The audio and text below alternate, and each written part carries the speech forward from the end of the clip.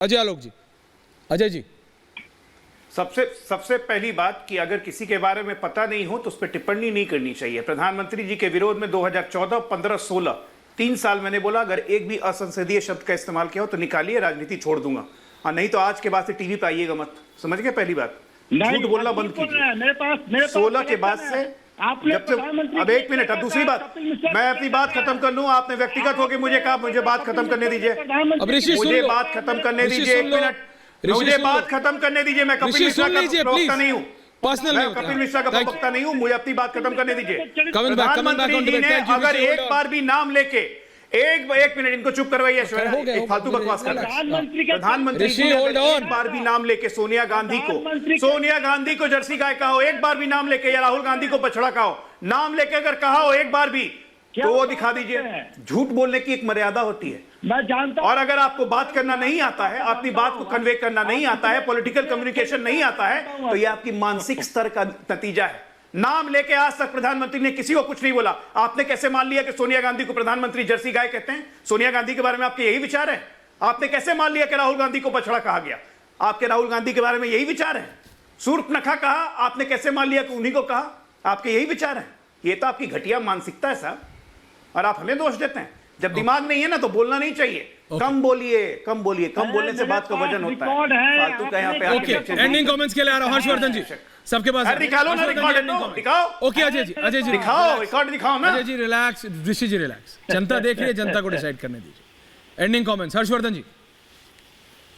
देखिए, मुझे लगता है कि राहुल गांधी ने वो काम कर दिया जिसके लिए भारतीय जनता पार्टी के जो कार्यकर्ता समर्थक हैं वो हंसी मजाक में कहते हैं।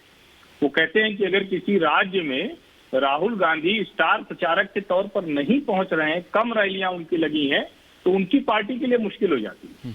आज 2024 की देहरी पर और 5 राज्यों के विधानसभा चुनाव के बीच में राहुल गांधी ने जो शब्द उपयोग किया है, अब देश में कोई भी जरा सा भी समझदार व्यक्ति कम से कम उनको प्रधानमंत्री की कुर्सी के योग्य तो कतई नहीं माने, और वो भी ऐसे संवेदनशील समय में जब आप बात कहते हैं ना, किसी बात का समय होता है। बेहद घटिया स्तरहीन टिप्पणी उनकी मनोदशा, मानसिक स्थिति को दिखाती है, जो उनके लिए ही आत्मघाती साबित होने वाली है। ये शायद राहुल गांधी की निजी पीड़ा है कि उनके लिए पीएम मोदी पनौती बन गए।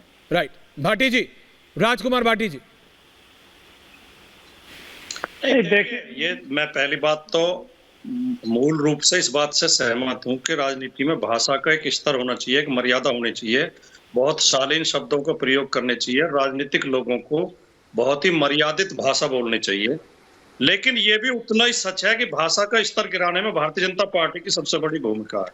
ये अहंकार में इतने अपशब्द बोलते हैं, इतनी गिरी हुई भाषा का प्रयोग करते हैं। अब जब ये मूर्खों का सरदार किसी के लिए कह रहे थे तो भाषा गलत थी, अब अजय आलोक ये कह के बचाव कर रहे हैं। फिर नाम लेकर नहीं भी बोला, अगर इसका प्रधानमंत्री हल्के शब्दों का प्रयोग करेगा, ऐसे बटन दबाएं जैसे इन्हें फांसी दे रहे हो। कभी कहते हैं कपड़ों से पहचान सकते हैं, कभी कहते हैं दीदी और दीदी तुम्हारी स्कूटी यहीं गिरेगी।